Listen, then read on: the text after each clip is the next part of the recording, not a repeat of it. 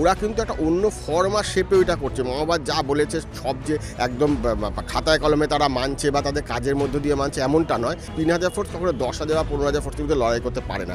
এক একটা গ্রামে যদি মাওবাদীদের খবর দেওয়া হয় যে ওই গ্রামে আছে, তাহলে সেই গ্রামকে 1 কোটি টাকা পুরস্কার দেওয়া হবে। সেই পুরস্কারটা কি না, সেই গ্রামের উন্নয়ন খাতে 1 কোটি টাকা ব্যয় করা হবে। মাওবাদীরা সেই দিক থেকে বলতে গেলে তাদের নীতি যাই থাকুক না কেন, সময় উপযোগী নিজেদের করতে না পারে তারা কিন্তু নিজেদেরকেই ধ্বংসের পথে নিয়ে চলে গেছে।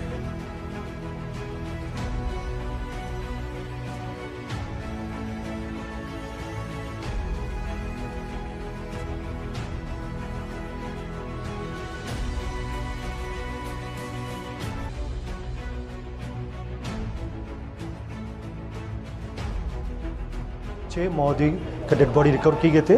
उनमें से एक ऐसा बड़ा नाम है central committee member Madvi Hidma, जो पूर्व में PLG पेट्रोल नंबर 1 का कमांडर रहा। माडवी हिडमा ना सिर्फ छत्तीसगढ़ में या बस्तर इलाके में, संपूर्ण जो भारतवर्ष में CPM माओवादी संगठन के एक आतंक की चेहरा के रूप में उसका पहचान है। नक्सलियों के उन अगवा में माने जाते थे जो सरेंडर नहीं कर रहे थे या हिंसा का मार्ग नहीं छोड़ रहे थे, और इसमें होता भी यही है। दुनिया का इतिहास भी इस बात का गवाह है कि जिन्होंने हिंसा का या बंदूक का सहारा लेके अपनी बात रखने की पहल की है, उनका अंत भी वैसे ही होता है, हिंसक ही होता है और बंदूक के माध्यम से फिर। माओवादी दमने केंद्रेर लागातार अभियान। सम्प्रति माधवी हिडमार मृत्यु हয়েছে एनकाउंटारे। एकेर पर एक माओवादी नेतारा आत्मसमर्पण करছেন। আমরা জানি খুবই সাম্প্রতিক ঘটনা যে কিষাণজির ভাই অভয় তিনিও আত্মসমর্পণ করছেন একেবারে 60 জন মাওবাদী কর্মীকে সঙ্গে নিয়ে। আমাদের সঙ্গে রয়েছেন বিশিষ্ট সাংবাদিক চিত্রদীপ চক্রবর্তী, তার সঙ্গে কথা বলবো। দেখুন, মাওবাদ তো একটা মতবাদ, এটা একটা তত্ত্ব, এটা একদম শেষ করে দেওয়া যায় না। তাহলে 70 দশকে যখন চারু মজুমদাররা যখন আন্দোলন শুরু করেছিলেন, এত পুলিশ বা সরকার তাদের বিরুদ্ধে গিয়েছিল, এত ছেলে মেয়ে মারা গিয়েছিল যারা মেধাবী, তাহলে এটা শেষ হয়ে যেত। সেটা হয়নি। আমাদের এখানেও কিন্তু আমরা দেখেছি যে নকশালবাড়িতে যে আন্দোলনটা শুরু হয়েছিল সেটা লালগড় বহুদিন পরে, প্রায় 30 বছর 35 বছর পরে লালগড়ে আমরা দেখতে পেয়েছিলাম সেই আন্দোলনটা ফিরে এসছে। ঠিক আমাদের যখন এখানে আন্দোলন চলছে লালগড়, তারও আগে থেকে কিন্তু মাওবাদীরা একটা শক্ত জমি ছত্তিশগড়ে তৈরি করেছিল। আমাদের এখানে নকশালবাড়ি আন্দোলনটা শুরু হয়েছিল মূলত জমি নিয়ে, আন্দোলনকে ঘিরে। ছত্তিশগড়েও কিন্তু সেম জিনিস, যে জমি ঘিরে সেটা শুরু হয়েছিল। আর জমি এটা এমন একটা স্পর্শকাতর ইস্যু যেটা আমরা নন্দীগ্রাম বা অন্যান্য জায়গাও দেখতে পেয়েছি, সেটা কিন্তু খুব সহজে মানুষকে টেনে নেয়। ফলে নিজের জমি এবং বাড়ির মানে যেটা রক্ষা করার জন্য যে আন্দোলনটা, সেটা কিন্তু মাওবাদীরা পরবর্তীকালে তাদের যেরকম যেটা তারা বঞ্চিত হচ্ছেন, সেই বঞ্চনাটাকেও সামনে এনে মিলেমিশে একটা আন্দোলনের রূপরেখা তৈরি করেন, যেটা ভিত্তি করে কিন্তু এতদিন ধরে আন্দোলনটা চলছিল। এবং এটা তো ঠিক যে ছত্তিশগড়ের যেই জায়গাগুলোতে এখন এত উন্নয়ন পৌঁছচ্ছে সেগুলোতে কিন্তু কিচ্ছু ছিল না। এমনও জায়গা আছে যেখানে স্বাধীনতার পর থেকে কোনোদিন ভোট হয়নি, মানে, এবং সেখানে ফোর্স বা যেই সরকারই তখন থাকুক না কেন তারা যাওয়ার সাহস দেখানি। তার কারণ শুধুমাত্র মাওবাদীরা যে অস্ত্র দিয়ে বা মাইন ফাটিয়ে যে তাদের ভয় দেখেছিল তা না, সাধারণ মানুষের সমর্থন 100% তাদের সঙ্গে ছিল। কিন্তু এখন পরিস্থিতি বা প্রেক্ষিতটা চেঞ্জ হয়েছে। ফলে এখন কিন্তু মাওবাদীরা তখনকার যেভাবে নীতি অনুযায়ী চলেছিল সেটা কিন্তু তাদের পক্ষে এখন অনুকূল নয়। কিছু কিছু নেতা, যেমন আপনি বললেন যে কিষাণজির ভাই আত্মসমর্পণ করেছেন, কিষাণজির স্ত্রী আত্মসমর্পণ করেছেন, তারা বুঝে গেছেন যে সময়ের সঙ্গে তাল মিলিয়ে আন্দোলনটাকে সেই দিকে পরিচালিত করতে হবে। সেইটা তারা ব্যর্থ হয়েছে বলেই এখন কিন্তু তাদের যে ধাক্কাটা এসছে, এবং সেটা জোরদার ধাক্কা, এইরকম ধাক্কা কিন্তু সাম্প্রতিককালের মধ্যে মাওবাদীদের উপর আসেনি, সেইটা প্রায় শেষ হওয়ার দিকে। কিন্তু আমি ব্যক্তিগতভাবে মনে করি না যে মাওবাদ যে মতবাদ সেটা মুছে যাবে। ধরা যাক, আমি যদি চীনের কথা বলি, আমি 6 মাস আগে চীনে ঘুরে এসেছি। সেখানে আমি দেখেছি মাওবাদ যারা ওইখানে মাওবাদের যেটা আমাদের শুরু, যেটা আমরা বলি, যেটাকে সামনে রেখে ওরা করেছিল, ওরা কিন্তু একটা অন্য ফর্ম আর শেপে ওইটা করছে। মাওবাদ যা বলেছে সব যে একদম খাতায় কলমে তারা মানছে বা তাদের কাজের মধ্য দিয়ে মানছে এমনটা নয়, কিন্তু তারা একটা শেপ তৈরি করেছে, যে শেপটার মধ্যে দিয়ে সাধারণ মানুষের কাজ করছে। ফলে এই মতবাদটা কিন্তু মোটেও মুছে ফেলার পক্ষে যথেষ্ট নয়। এটা চলবে, কিন্তু এটা সময় নেবে। এখন কোন দিকে যাবে বা কোন প্রেক্ষিতে কোন দিকে এটার অভিমুখ যাবে সেটা পরবর্তীকালে ঠিক হবে।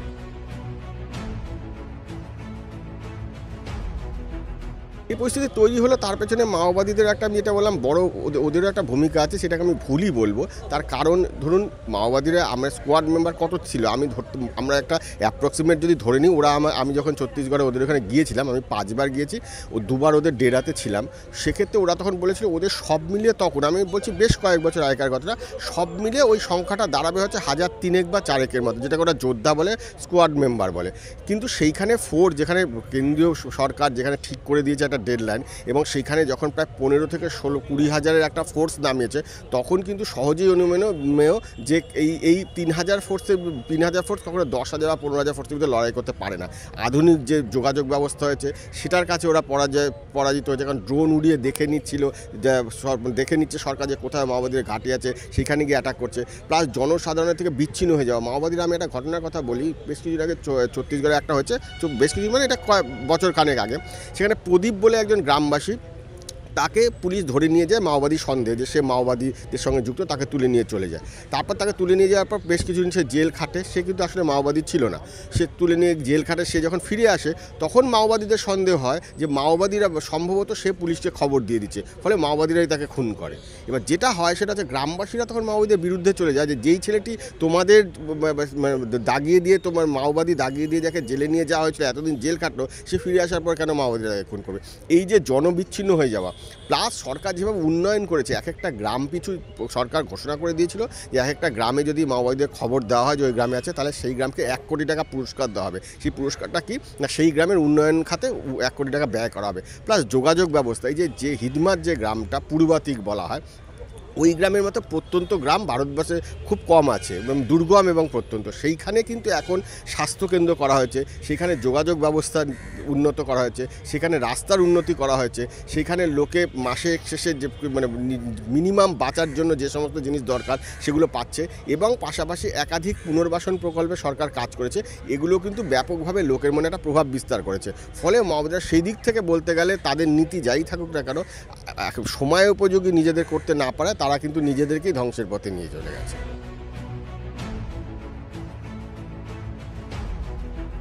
অবশ্যই ছিল, এখন তো তারা অনেক বুঝতে পেরেছে। যেমন ধরুন কিষাণজির ভাই যখন সারেন্ডার করে, তার আগে যে চিঠি লিখেছিল, সেই চিঠিটা আমাকেও পাঠিয়েছিল, সেখানে লেখা ছিল যে চীনের লাইন নেওয়া আমাদের ভুল হয়েছে। মানে তখন হয়তো ঠিক ছিল, এখন চীনের লাইনের সঙ্গে আমরা অনুকূল নই। তার মধ্যে যেটা হয় সেটা হচ্ছে এই যে লাইনটা উনি লিখেছিলেন, এবং উনি লিখেছিলেন যে এখন অস্ত্র ফেলে আলোচনার সময় চলে এসছে, এবং আমরা কেন, এই যে ওদের যে নেতা ছিল রূপেশ, সেই রূপেশ আমাকে ফোনে, ওইখান থেকে উনি ভারতবর্ষের দুজনকে প্রথম ফোন করেছিলেন, একটা হচ্ছে আমাকে, আরেকটা হচ্ছে ছত্তিশগড়ের একজন সাংবাদিক আছেন সঞ্জয় ঠাকুর বলে, তাকে। তখন তিনি বলেছিলেন যে আমাদের মুশকিল হচ্ছে, আমরা এটা দলকে বোঝাতে পারিনি একাংশকে যে আমাদের ভোটের রাজনীতিতে ফিরে আসা উচিত। কী ভোটের রাজনীতি না, সেটা হচ্ছে আমি গিয়ে দাঁড়াচ্ছি এমনটা নয়, কোনো একটা এই সংক্রান্ত যে আদিবাসীদের জমি জঙ্গল এই সংক্রান্ত যে ইস্যুগুলো যারা তুলে ধরবে, সেই সমস্ত দলের সঙ্গে আমরা হেল্প করে তাদেরকে ভোটে এনে তাদেরকে সেই প্রার্থীগুলোকে জেতানো। মাওবাদীরা কী করেছে, প্রথম থেকে ভোট বয়কটের ডাক দিয়েছে। ও রূপেশের বক্তব্য ছিল ভোট বয়কট এখনকার দিনে অচল, এইভাবে চলে না, এখন নোটা সিস্টেম চালু হয়ে গেছে, সেখানে আমি ভোট বয়কট কেন করতে যাবো? আমি লোকে বলতে পারি যে তুমি যদি ভোট পছন্দ কাউকে না হয়, তুমি নোটাতে গিয়ে ভোট দাও। বয়কটের ডাক দিয়ে তো আমি কাউকে আটকে রাখতে পারি, এটা আমাদের ভুল সিদ্ধান্ত। এইটা আমাদের সিসি মেম্বারদের একাংশকে আমরা এটা বোঝাতে পারিনি যে এটা চেঞ্জ করা উচিত। আমরা যে অস্ত্র নিয়ে লড়াই করছি, তার মধ্যে 303 আছে, গাদা বন্দুক আছে, হাতে গোনা কিছু নেতাদের হাতে আমাদের AK-47 আছে। এই অস্ত্র দিয়ে আমাদের ওই বিরাট সংখ্যক যৌথ বাহিনীর বিরুদ্ধে লড়াই করা সম্ভব না। আমাদের টাকার ঘাটতি হয়ে গেছে। যেমন যখন নোটবন্দি হয়েছিল, তখন মাওবাদীদের ফান্ডে প্রায় 14 কোটি টাকার মতো ছিল। পরে দেখা যায় যে মাত্র তারা 2 কোটি টাকা কিন্তু ওই নোটবন্দিতে চেঞ্জ করতে পেরেছে, 12 কোটি টাকা কিন্তু তাদের নষ্ট হয়েছে। ওই যে একটা সিদ্ধান্ত, কেন্দ্রীয় সরকারের সিদ্ধান্ত ছিল, আপনি এটাকে ভুল বলতে পারেন, ঠিক বলতে পারেন, কিন্তু মাওবাদীদের ক্ষেত্রে কিন্তু এটা বিরাট প্রভাব পেরেছে। তার কারণ তাদের আর্থিক যে ভাণ্ডারটা ছিল সেটা তাদের বড় টান পড়ে। এই সমস্ত যে ব্যাপারগুলো ধীরে ধীরে এই যে প্রভাব ফেলেছে, এবং সাধারণ মানুষকে নিজেদের দিকে টেনে আনা, প্রচুর এলাকার ছেলেদের পুলিশের চাকরি দেওয়া বা অন্যান্য ফোর্সের সঙ্গে যুক্ত করা, যে খবর দেবে তাকে আলাদাভাবে পুরস্কার করা, তাকে আড়ালে লেখার চেষ্টা করা, পুনর্বাসন প্যাকেজটা একটা লোভনীয় প্যাকেজ দিয়েছে যেটা অন্যান্য কোথাও দেওয়া হয়নি। এই সমস্ত মিলিয়ে কিন্তু যে সরকারও যেভাবে এগিয়েছে, এবং মাওবাদীরা যেহেতু তাদের নিজেদের ধারাটাকে চেঞ্জ করতে পারেনি, তারাই পুরনো ধ্যান ধারণা নিয়ে বসে আছে, ফলে সেই যে বুদ্ধির লড়াইয়ে কিন্তু মাওবাদীরা পরাজিত হয়েছে। এবং আমি এখনও বলছি যে যেহেতু এটা একটা তত্ত্ব, তত্ত্ব, এটা কিন্তু মুছে ফেলা মুশকিল। কিন্তু আপাতত যেইভাবে কেন্দ্রীয় সরকার এগোচ্ছে মাওবাদী দমনে, সেটা কিন্তু 31-এ যেটা ডেডলাইন ঠিক করা আছে মার্চ পর্যন্ত, তত অবধি ওরা লড়তে পারবে কিনা সন্দেহ। তার কারণ রিসেন্টলি গত পরশু দিনই ওদের MMC বলে একটা কমিটি করেছিল, যেটাতে খুব শর্ট, যেহেতু এখন মাত্র 9টা বা 8টা বা 9টা জেলার মধ্যে মাওবাদীরা সীমাবদ্ধ হয়ে গেছে, যেটা একসময় 128 না 130টার মধ্যে ছিল। তো সেইটা কমে আসাতে তারা যেটা করেছে, তারা এখন চাইছে যে আত্মসমর্পণ করার জন্য। তারা একটা প্রস্তাব দিয়েছে যে কোনো শর্তে আমাদের 14ই ফেব্রুয়ারি অবধি সময় দেওয়া হোক, তারপরে আমরা আত্মসমর্পণ করব। কিন্তু সেইটাও এখন সরকার দিতে চায় না। এখন সরকারের কোর্টে এখন সরকার এখন সুবিধাজনক জায়গা আছে, ফলে সেই সুবিধাটা দেবে না। সেটাই জন্য মাওবাদীরা যদি এক পা পিছিয়ে এসে তারপরে পরবর্তী চিন্তা ভাবনা করে, তাহলে কিন্তু অনেক সফল হবে। যেটা রূপেশও বলেছে যে আমাদের এখন যেই কাজটা করা উচিত সেটা হচ্ছে সরকারি প্রকল্পগুলো যাতে লোকে পায় সেই ব্যবস্থা করিয়ে দেওয়া। কারণ আমরা সেই জন্যই আন্দোলন করেছিলাম, তারা যাতে ভালো থাকে সেই ব্যবস্থা করা, তাহলেই লোকের সমর্থন আমরা আবার পাবো।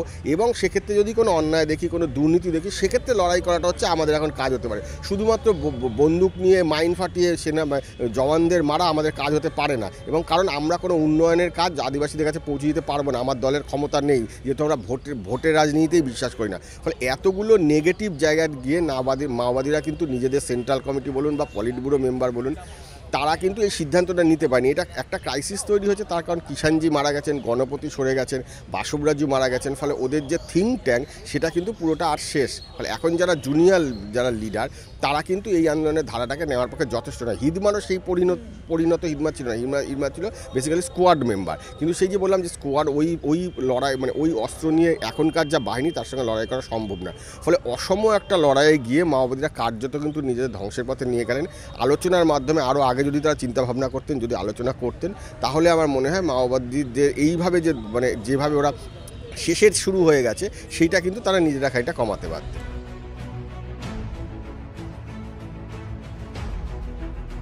আপাতত আমি কোনো ভবিষ্যৎ দেখছি না। তার কারণ হচ্ছে যে কোনো রাজ্যেতেই আর সেরকম দানা বাঁধতে পারবে না। পশ্চিমবঙ্গে তো প্রায় নেই, উড়িষ্যাতেও শেষের দিকে, মহারাষ্ট্রেও গড়চিরৌলির দিকে যেটা ছিল সেটা তো বেশিরভাগ সারেন্ডার করে দিয়েছে। তেলেঙ্গানা, অন্ধ্রের কিছু পার্টে আছে, কিন্তু তারা আমার মনে হয় না আর বেশি কিছুদিন লড়াই করতে পারবে বলে। কারণ তারাও এখন চাইছে সারেন্ডার করতে, দফায় দফায় তারা সরকারকে চিঠি দিচ্ছে। আপাতত আন্দোলনটা না, আমার বলা যে সোজা কথা বলতে গেলে ইতি হয়ে গেছে আন্দোলনটা। যদি অন্য কোনো ফর্মে, আমি যেটা বললাম, অন্য কোনোভাবে পরবর্তীকালে ফিরে আসে, সেইটা অবাক হওয়ার কিছু থাকবে না, সেটা আমাদের অপেক্ষা করতে হবে। কারণ আমি বারবার বলছি, এটা একটা মতবাদ, এটা একবারে চিরতরে মুছে দেওয়া যায় না। কিছু মানুষের মনে থাকবেই, ভালো হতে পারে, খারাপ হতে পারে, আমি তার সমর্থক হতেও পারি, নাও হতে পারি, কিন্তু একবারে মুছে দেওয়া অসম্ভব। আপাতত বলা যেতে পারে ইতি, এইটা আর থাকবে না। কারণ এটা খুব বেশি হলে আর 2 মাস ম্যাক্সিমাম, তারপরে আর থাকবে না। তারপরে কোন শেপে আসে, কার নেতৃত্বে আসে, সেটা কিন্তু এখন খুব আমাদের যারা ইতিহাসবিদ তাদের পক্ষে যথেষ্ট এটা আলোচনার বিষয় যে কী হতে পারে পরবর্তী ভবিষ্যতে।